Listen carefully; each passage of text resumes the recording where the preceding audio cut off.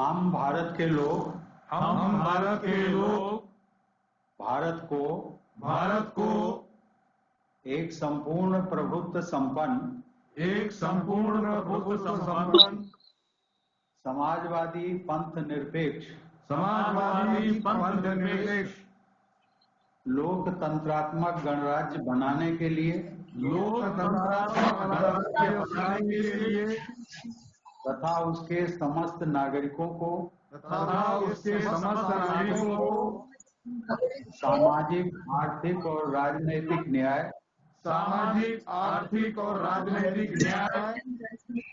विचार अभिव्यक्ति विश्वास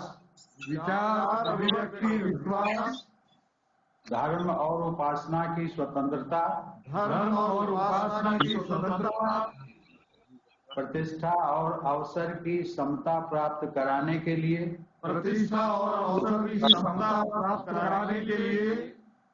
तथा उन सब में व्यक्ति की गरिमा और राष्ट्र की एकता और अखंडता सुनिश्चित करने वाली बंधुता बढ़ाने के लिए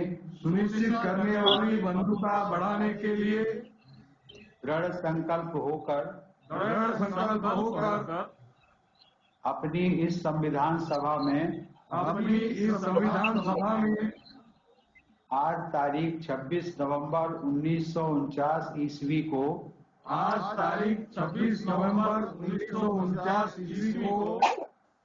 एतद द्वारा इस संविधान को अंगीकृत अधिनियमित और आत्मार्पित करते हैं। धन्यवाद। भारत माता।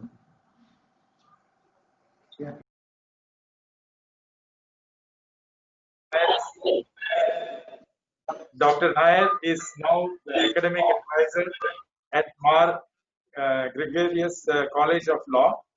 Dr. Vikraman Nair has held various prestigious positions at the Mahatma Gandhi University as the Dean, Chairman of Board of Studies in Law, Professor, Registrar, and as Director of the School of Indian Legal Arts at MG University.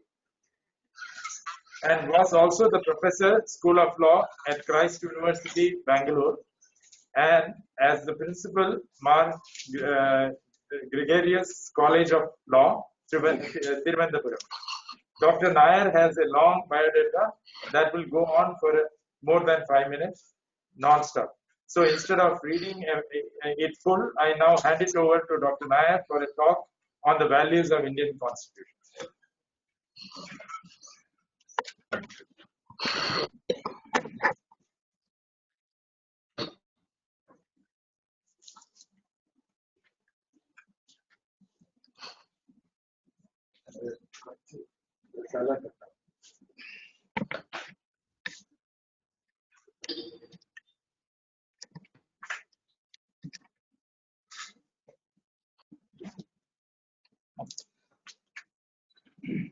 Good morning to everybody and the distinguished director of this institution and other distinguished faculty and other members of this great institution.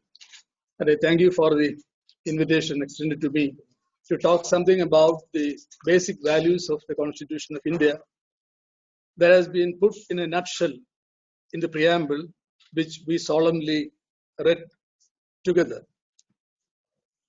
Now, the entire spirit and philosophy of the Constitution of India, which is the lengthiest constitution in the world, can be seen in a very nutshell, in a very brief form, in the preamble to the Constitution.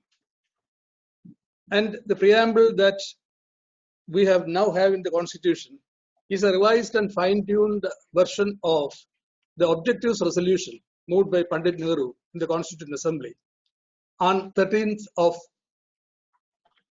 December 1946, just as a blueprint as to how to go about to form a new constitution for the free India.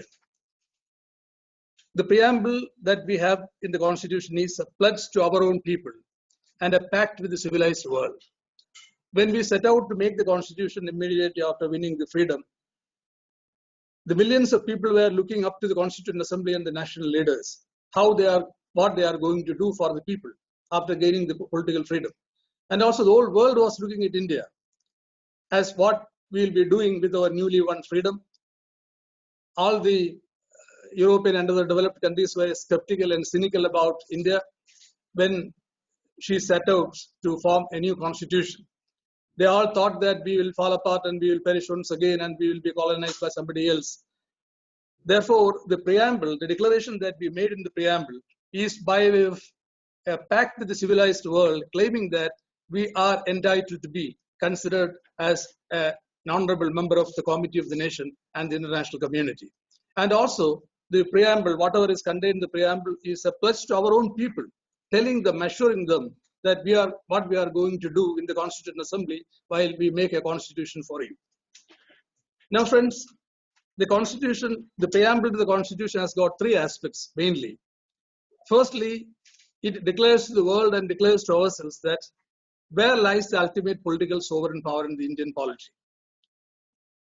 And in unmistakable terms, the preamble tells loudly and clearly that the ultimate political sovereign in our political system is the people of this country. And being a republic, as Pandit Nehru said, moving the objectives of solution on the floor of the Constituent Assembly, all powers of the government and its organs and instrumentalities are derived from the people. People are supreme and sovereign, not any other agency created under the Constitution. Now, secondly, the preamble tells us that what is the kind of political system and the governmental system that we are going to establish for India.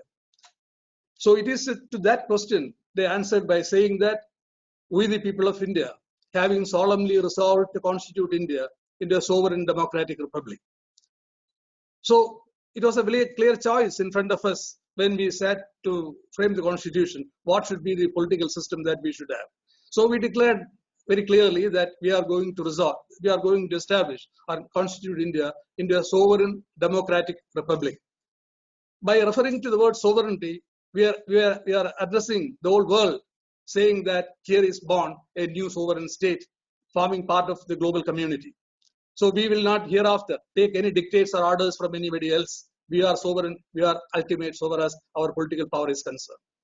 Secondly, we said that we are going to be a democratic country. We will have a democratic form of governments. But then democracy has got many meanings.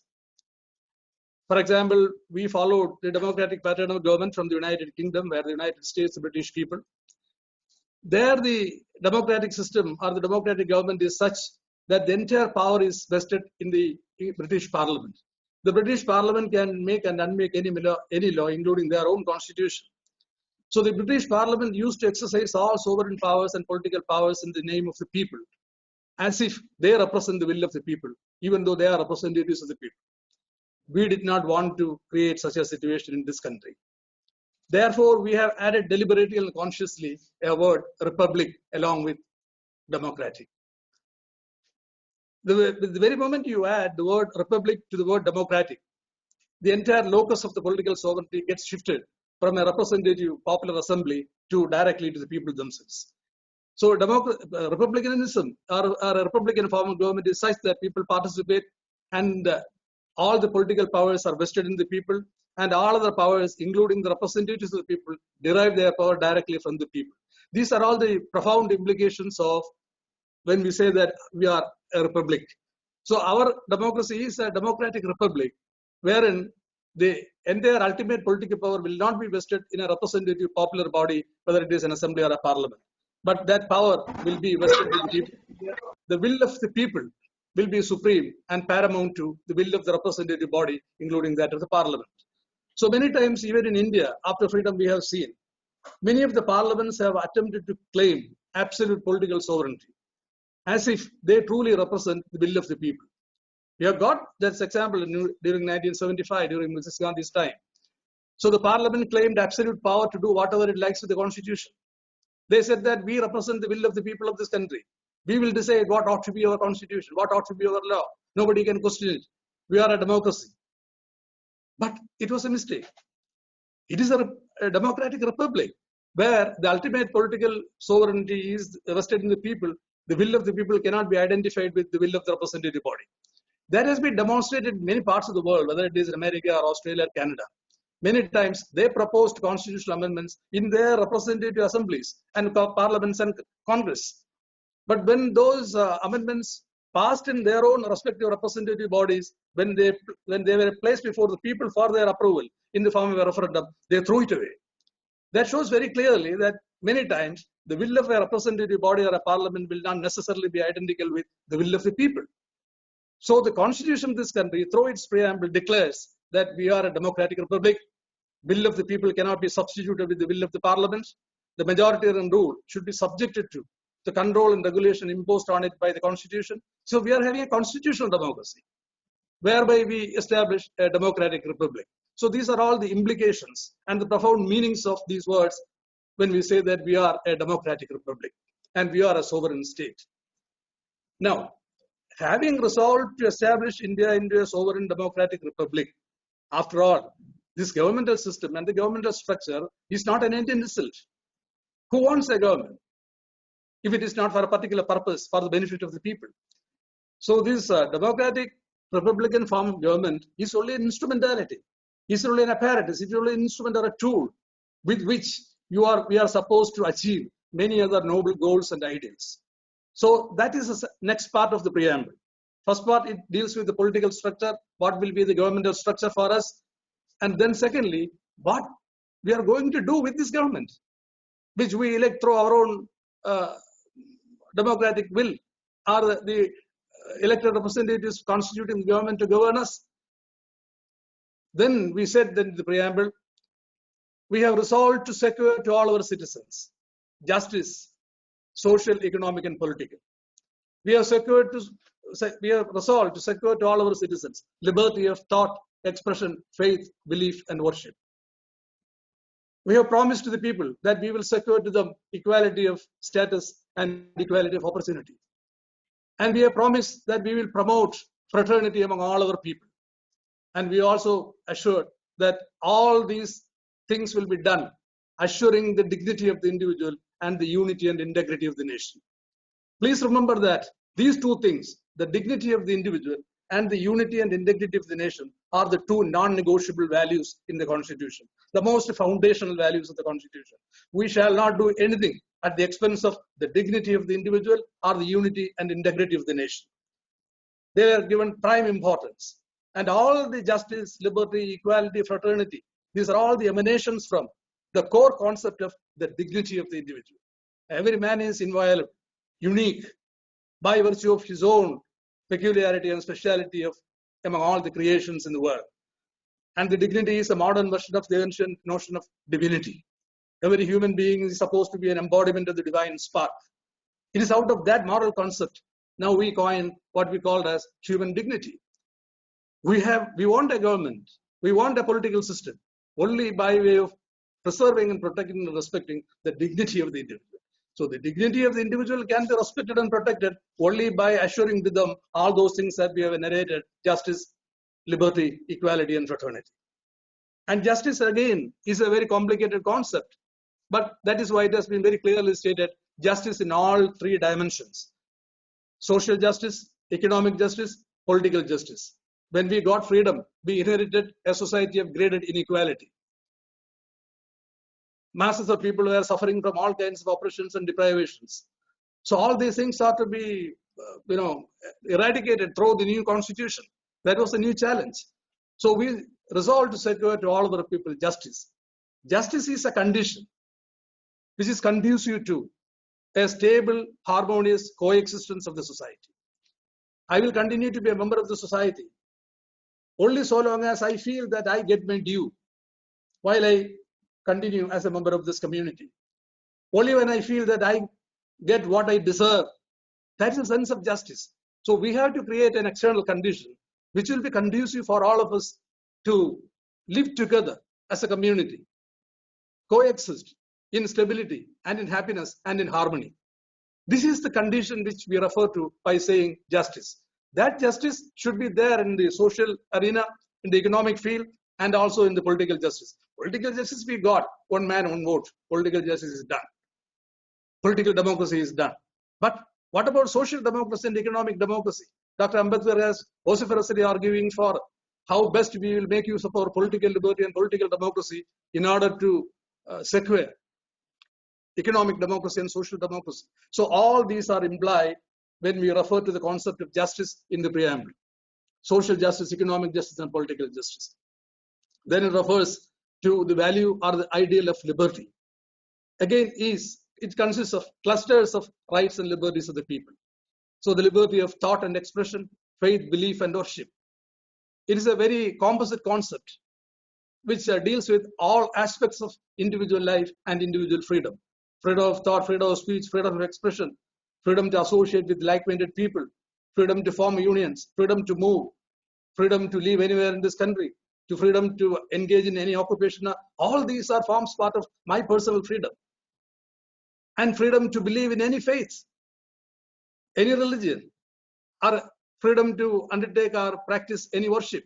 So liberty of thought, expression, belief, faith, and worship is to be secured to all people through this constitution, through this democratic republic that we are establishing. Then, of course, the clarion call is for securing equality. Because we have got a society of graded inequality of all possible types: race, religion, language, caste, community. It is in that society we assure to the people that we will secure to all of them equality of status and of opportunity, a gigantic task. So that was because without equality, no people can be held together as a society. People will revolt. Even we revolted against the British people because of our experience of exploitation and discrimination. So definitely, yes, therefore, if we want to keep up our unity and make possible to live together as a community, we should create a situation of equality and situation of non-discrimination. And then another very important value to which the preamble refers is that we resolve to promote fraternity among all the people of this country. And this fraternity, this notion has got a spiritual connotation, a universal brotherhood, a spirit of brotherhood, and this fraternal feeling among all the people. And how to promote? Unless you believe that all of us come from a common stock, we are all brothers and sisters. And it has got a spiritual dimension without which you will never be able to even understand what is fraternity, let alone the question of promoting fraternity.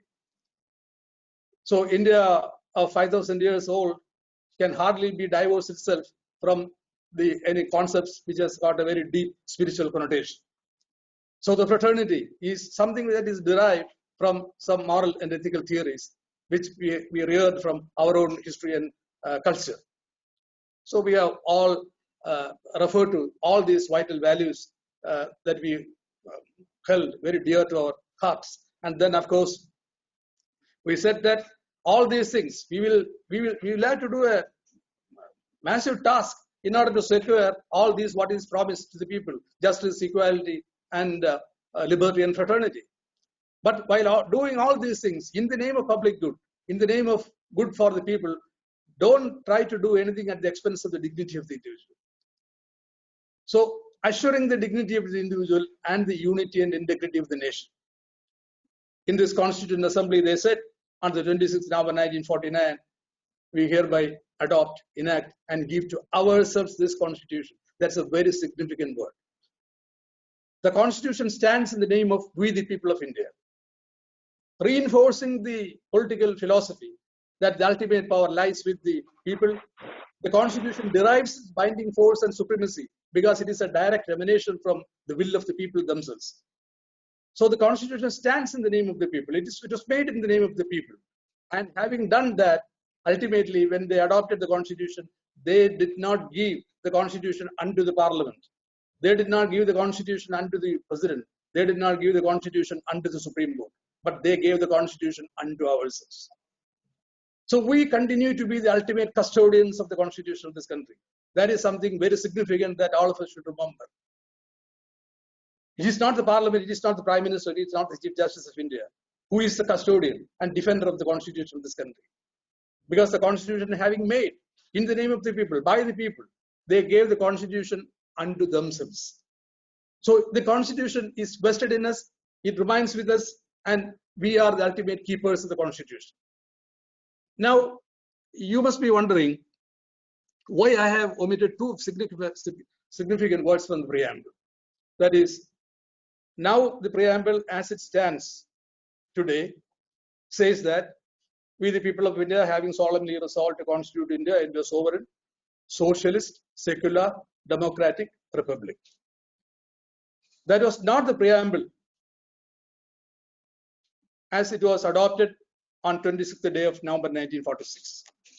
These two words are by way of an interpolation introduced into the preamble during the dark days of emergency through the notorious 42nd Amendment Act, which Parliament had enacted, which tells loudly to the people of this country what happens if you are sleeping over your constitution and sleeping over your democracy.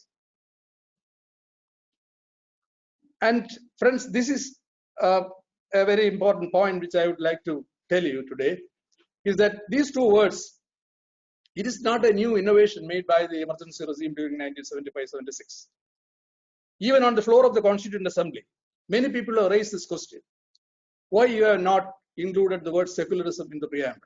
You refer to the democratic republican form of government, we refer to sovereign nature of our polity, and we are referred to all the ideals and the principles which we wanted to secure to our people.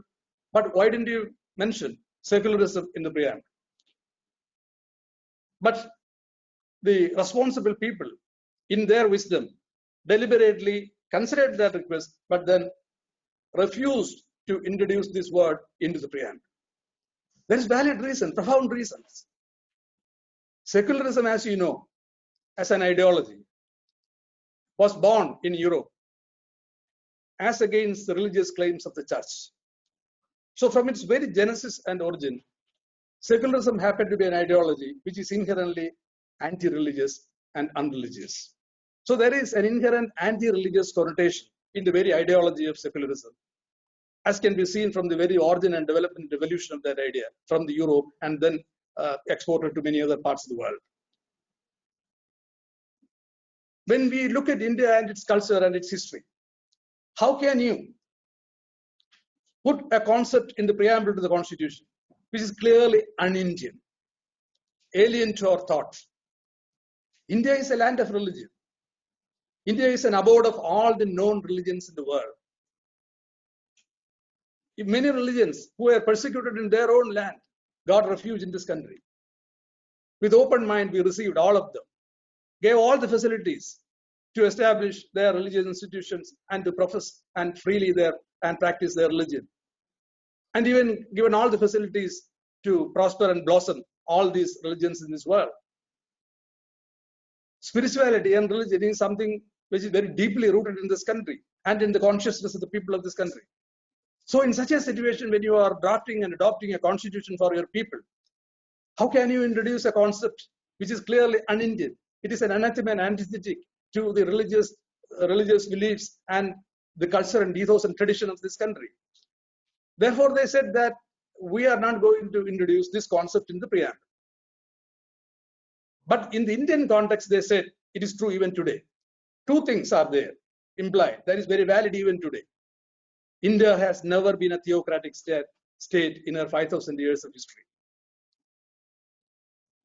In India, religion was individualistic, not institutional. You cannot get into a communion with God in a mass. It is an individual affair between me and my Lord, my God. So religion has always been individualistic in this country. It is not an institutional religion. We never had, even today we don't have. Therefore, in that kind of a situation, it was very clear in our minds that there will not be a state religion and India will not be a theocratic state. And second dimension of this ideology is we give equal respect to all religion. Sarva Dharma Samabhava is the accepted axiom of this country from time immemorial. Because our own religion and philosophy is such that it allows multiplicity of worship and gods. Therefore, we don't have any difficulty in accommodating one more God along with the thousands of God and goddesses we have. Always we were taught that all the different religions are the different rivers flowing towards and reaching a common single ocean. Till the time all the rivers reaches the ocean, they are all different. But the very moment these rivers are plunging into the ocean, it loses its own different identities and it merges with the ocean. It becomes part of the ocean. It becomes ocean by itself. This is a philosophy we have been taught. That's the reason why we did not have any difficulty in accommodating any religion in the world. Because all religions leads humanity only to spirituality, only to realize the eternal oneness of the mankind and the human community in the world. So therefore they said that the crux of these two things, the absence of a state religion and equal respect for all religion. This is our secularism. But when you do, by way of introducing the concept of secularism in the preamble, you will give wrong signals. You will misinterpret the constitution wherever when the interpretation is necessary. We will interpret it in such a way that we are not friendly with the religion or religious belief because we are secular. So Articles 25 to 28 in the constitution very clearly states in the form of positive laws, recognizing the freedom or religious freedom as a fundamental right. What more you want? In no other country you will find freedom of conscience and the freedom to practice, profess, and even to propagate in religion you want is guaranteed as a fundamental right, which even the parliament cannot take away. It is an entrenched right given to all religious communities in the world, to every individual citizens of this world. You are free to believe in any religion. You are free to practice your religion, profess your religion openly. It is not a clandestine thing. And even you can propagate your religion. Absolutely no problem. And equal respect for all religion. The state shall not discriminate any religion or religious institutions in the process of its administration and governance. So the absence of a state religion and equal respect for all religion is the soul of the secular principles, which is adoptable and acceptable to India. That has been provided in so many provisions, which you find in the part 3 of the constitution dealing with fundamental rights, the religious freedom, article 25 to 28. But beyond that, if you include the ideology of secularism in the preamble, then you are defeating the very purpose of the preamble. The purpose of the preamble is, whenever we are in doubt in understanding any particular provision in the constitution, we can consult the preamble and understand what are all the fundamental values in the constitution. So we have to interpret the provision in the constitution so that there will not be any conflict between the ideals in the preamble and the meaning that you are going to give to the provision of the constitution. So therefore you will always interpret and understand the meanings of the constitution, which will be consistent with, which will be in conformity with the fundamental values which are there in the preamble to the constitution. So as the Supreme Court said that the preamble of the constitution is a floodlight in which you can read and understand every nook and corner of this constitution. Well, if you have got it out, go to the preamble. That will beam enough of light for you to clarify your doubts and confusions. That being the purpose of the preamble, if you are introducing a very confusing concept in the preamble, then you are defeating the very purpose of the preamble. So for all right reasons, the members of the Constituent Assembly refused to introduce this ideology in the preamble. And then socialism. Many people have criticized Nehru. You are claiming to be a socialist. Nehru is a known Fabian socialist. He is a worshipper of Harold Lasky's economic philosophies and thought. But he said that is my personal conviction.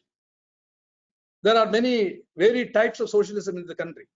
If you read into the preamble the word socialism, then you have to explain what kind of socialism you are going to practice in the constitution. At that point of time, even today, socialism does not have a fixed meaning. It is a confusing concept, having multiplicity of meaning. Such a word cannot be introduced in the preamble.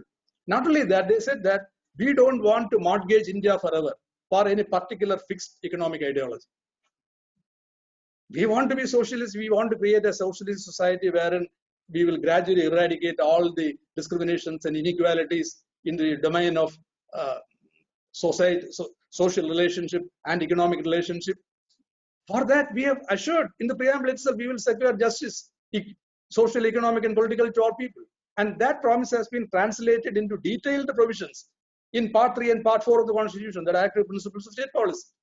It sets out certain fundamental principles according to which we shall be governed by any government that comes to power under the Constitution. So state shall restructure its socio-economic order so that we will result in securing to our people what we have promised in the preamble, that is justice, social, economic, and political.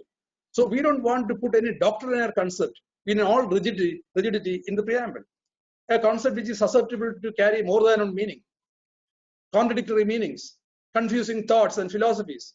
That is not the purpose of the preamble. So the kind of social justice and economic justice we wanted to achieve, we have provided very clearly and concretely in the Constitution. You govern the country in accordance with those provisions, that is enough. Why do you need a slogan in the preamble? So valid reasons in their own wisdom, they refused to introduce into the preamble the secularism and socialism.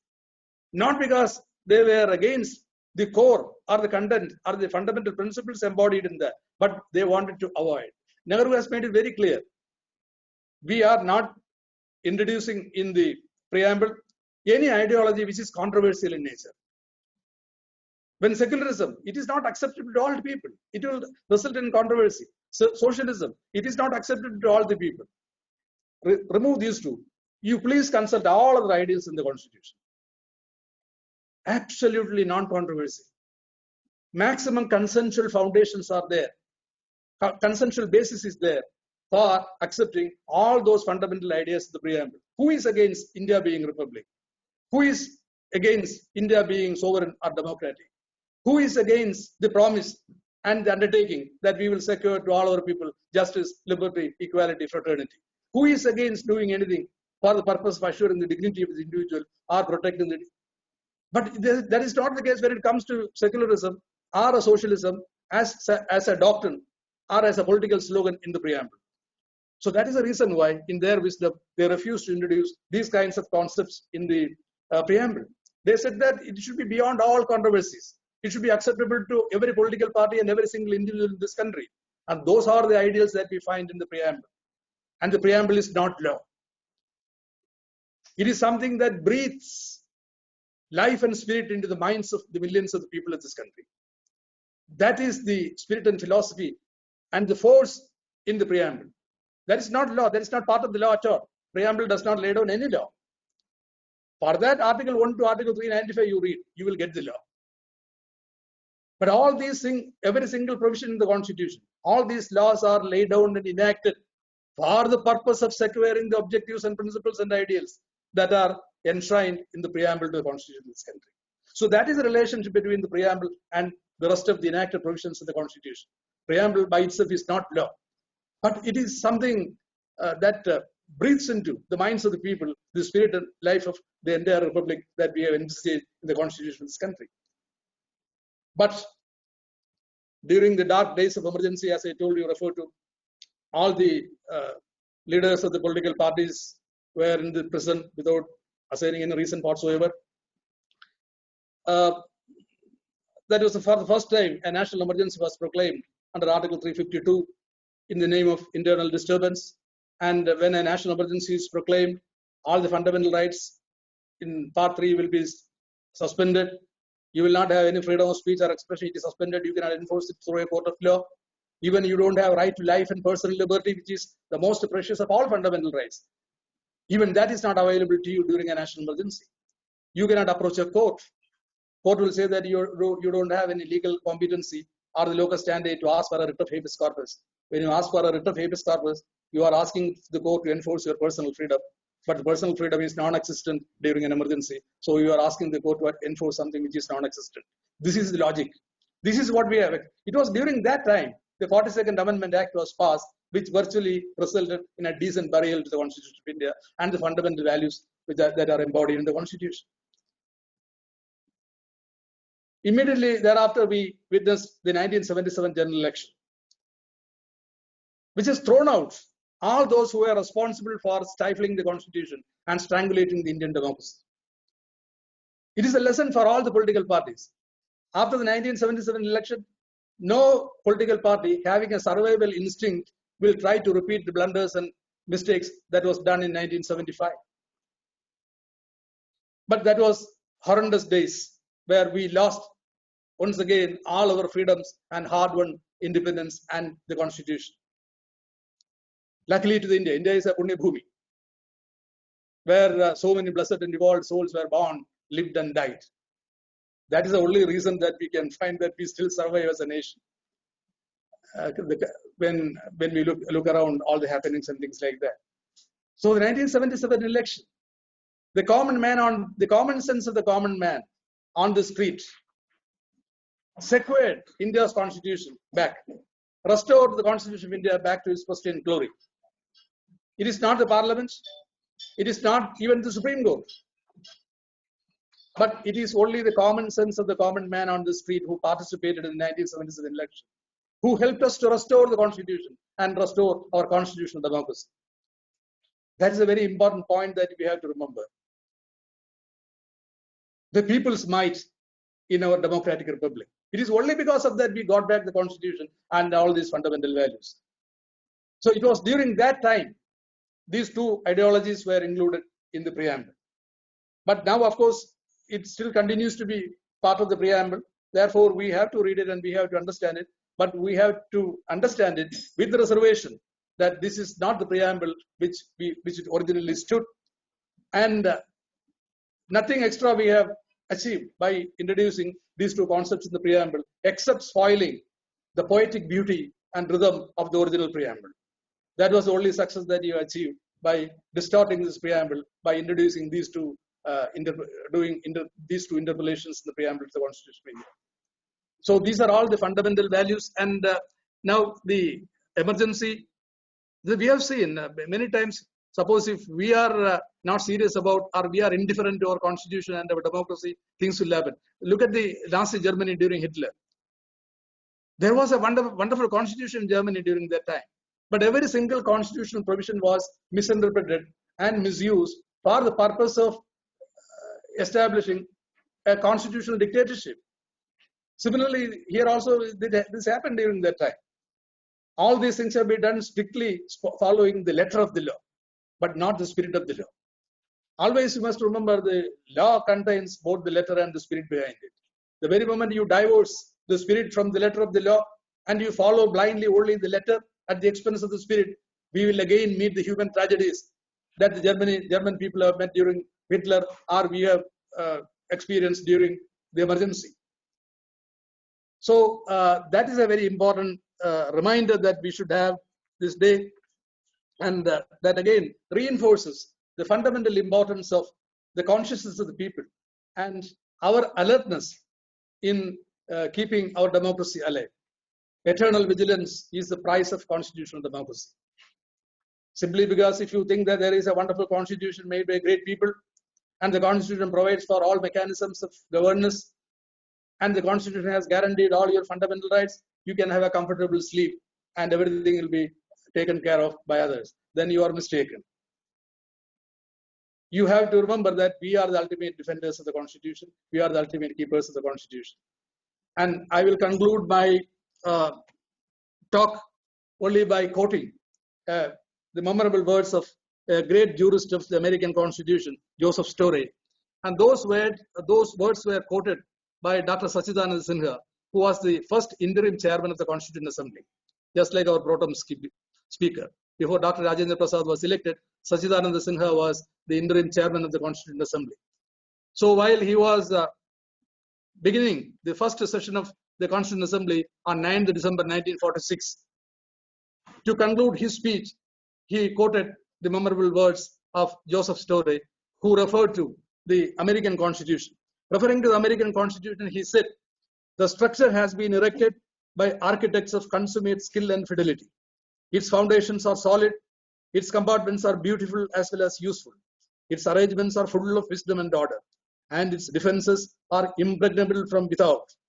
It has been reared for immortality, if work of man may justly aspire to such a title of immortality. It may nevertheless perish in an hour by the folly, corruption, or negligence of its only keepers, the people."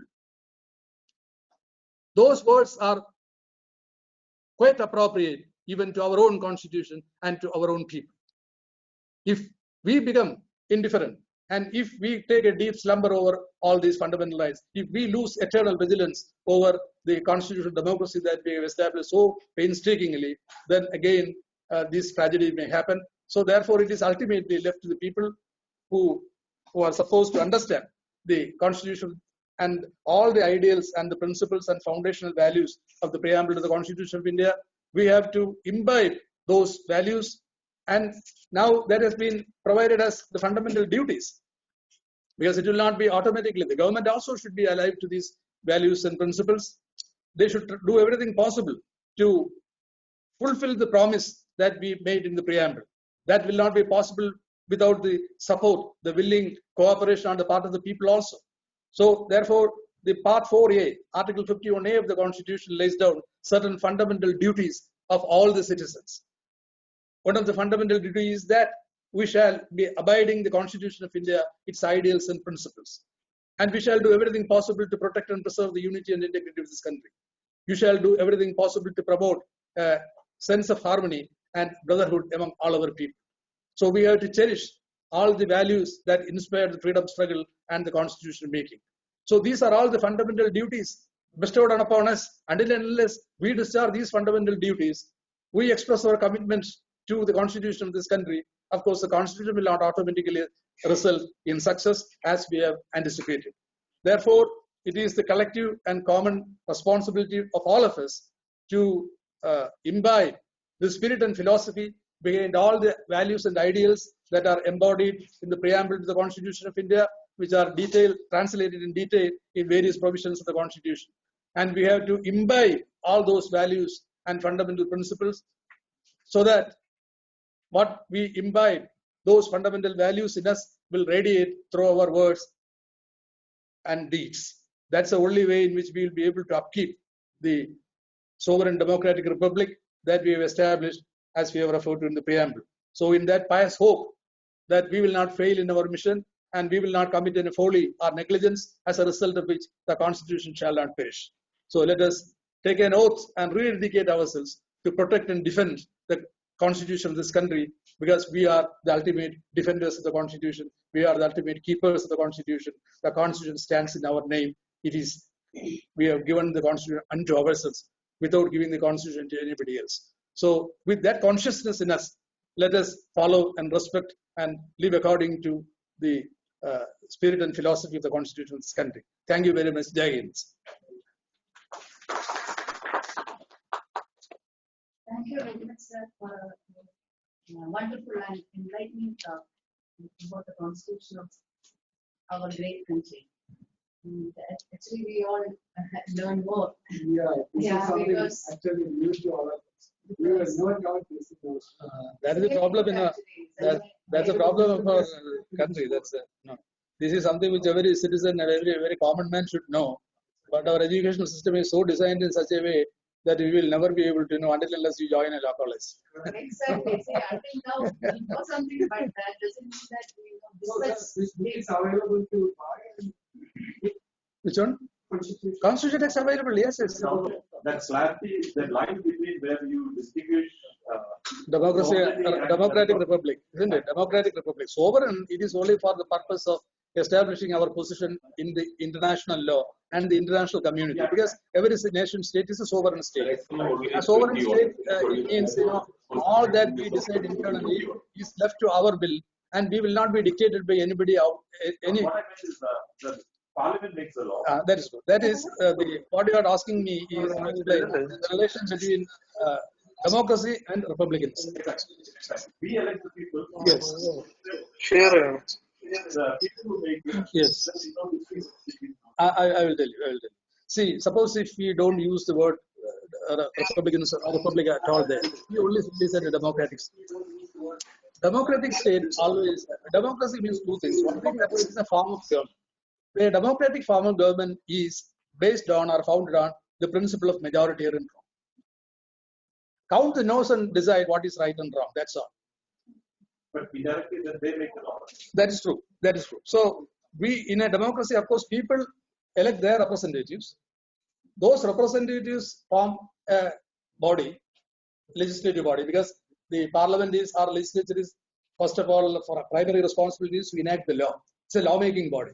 In the sovereign power, the most significant aspect of the sovereign power is the power to make law. Because law is the only permissible means to regulate the society and regulate the individuals. Without law, you cannot interfere in my life or interfere with my freedom. So law is, then who shall make the law?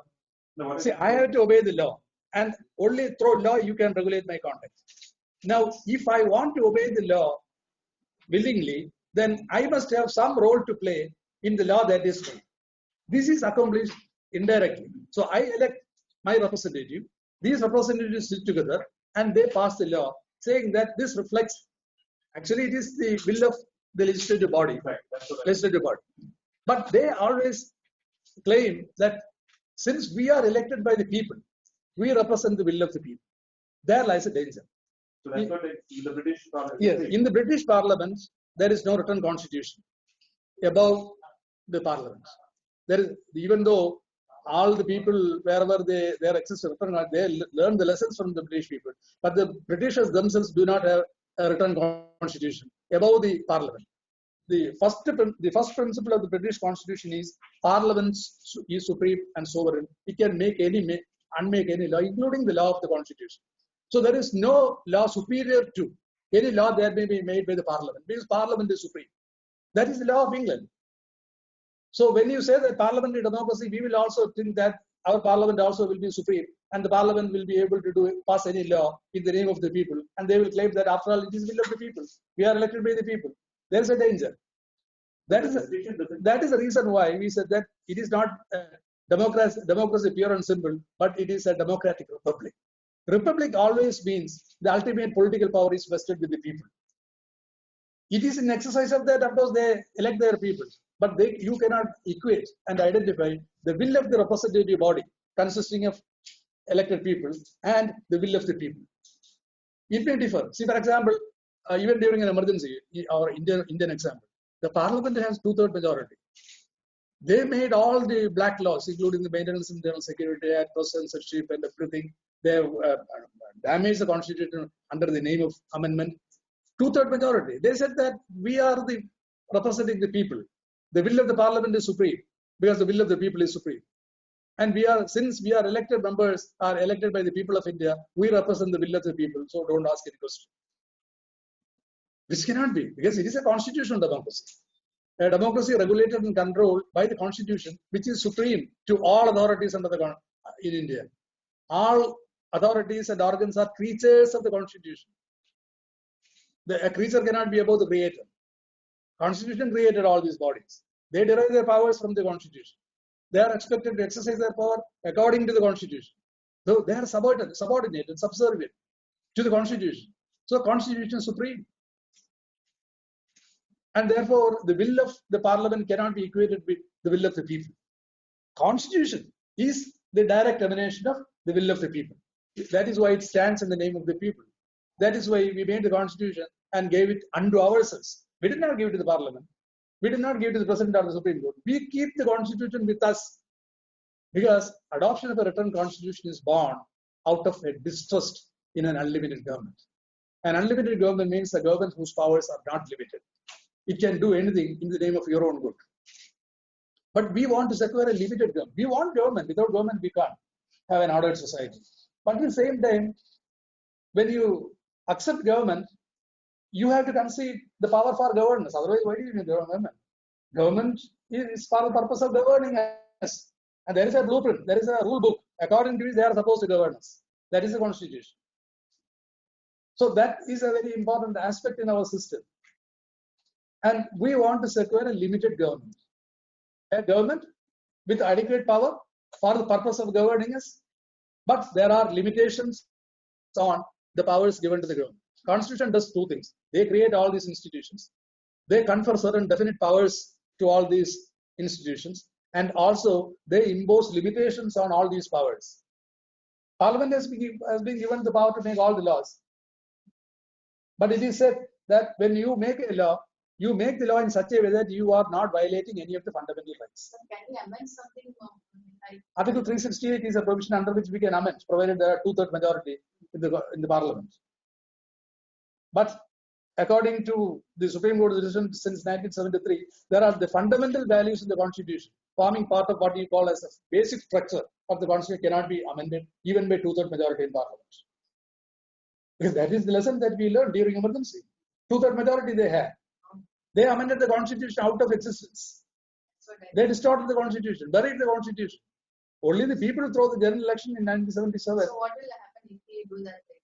Then you will go to the Supreme Court. The Supreme Court will strike down that amendment as unconstitutional. So if any amendment is made with a two-third majority in Parliament, and if that amendment is having the effect of damaging and destroying any of the essential features forming part of the basic structure of the Constitution, it will be unconstitutional. It will be beyond your amending power under Article 368. Under Article 368 amending power, you are not empowered to amend even or alter the basic structure of the Constitution. That is the prerogative of the people.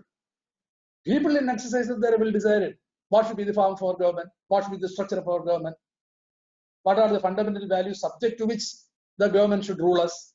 Everything is provided in the rule book.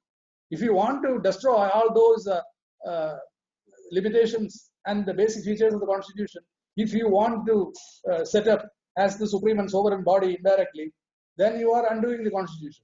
Therefore, in view of the past experience that we had, the Supreme Court in 1973, in a famous case, Kesavananda Bharati versus State of Kerala, 1973, they ruled clearly and categorically that hereafter, under Article 368, even if a parliament has got two-third majority in parliament, it cannot amend it in a way that it will result in damaging and destroying the basic structure of the Constitution. If you and I have got any doubt a particular amendment is damaging the basic structure, such as the republican nature, democratic nature, or the basic freedoms all guaranteed, then you can go to the court. And the court will say that this amendment is having the effect of damaging the basic structure of the Constitution, for which you don't have any power under Article 368. So it is unconstitutional.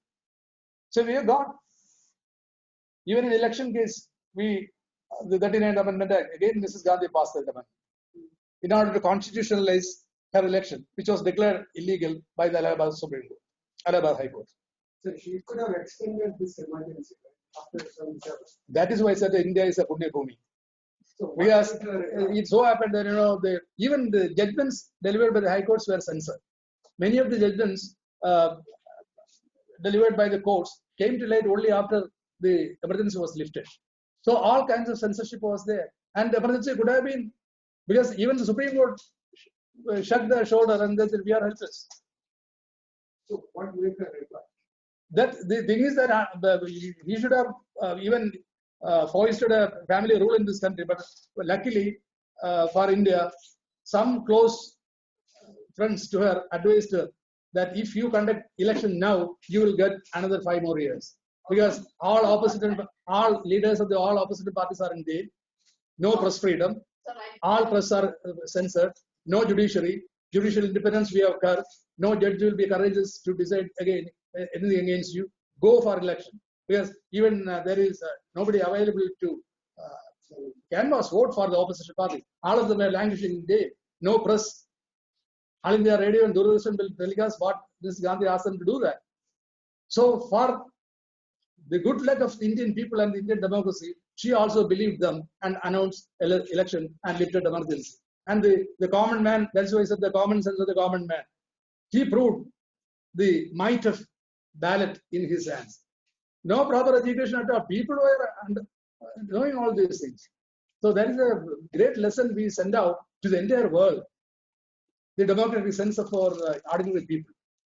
Again, two-third majority of the Janata government came to power. All those who were responsible for the emergency were thrown out.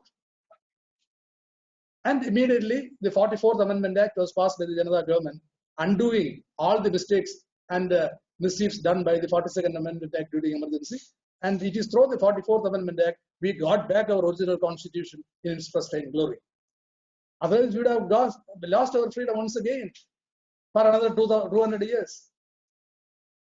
So every citizen should know what is happening under the constitution of this country. After all, the constitutions are the lifeline of every individual in this country, the lifeline of the very nation. But unfortunately, our system of education is such that there is, yes, there is a problem. So it should be part of the general education actually, at least the rudimentary principles of the constitution. There's one more thing I just wanted to.